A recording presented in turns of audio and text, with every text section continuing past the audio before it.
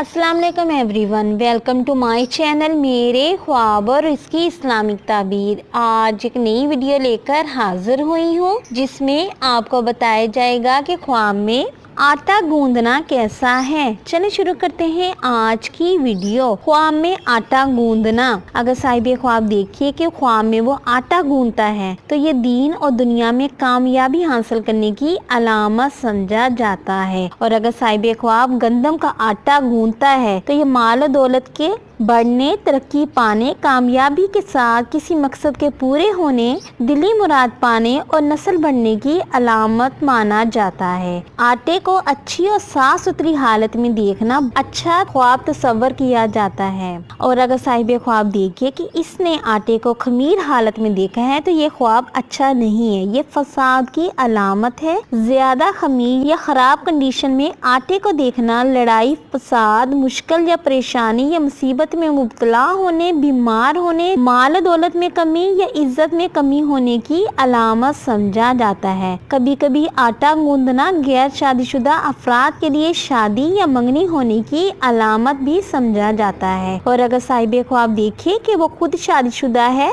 और वो आटा गूंदता है तो ऐसे अफराद के लिए औलाद की खुशी मिलने की अलामत समझा जाता है। उम्मीद करती हूँ कि अल्लाह तबारक ताला आपका ख्वाब आपके हक में बेहतर करे और उम्मीद करती हूँ कि आपको ये वीडियो अच्छी लगी होगी। तो इस वीडियो को लाइक, शेयर एंड सब्सक्राइब करें। अगर कोई सवाल करना हो इस वीडियो के मुतालिक या किसी भी ख्वाब की कोई भी ताबीर मालूम करना चाहते हैं तो कमेंट्स में कर सकते हैं। Thanks for watching and supporting video. Allah Hafiz.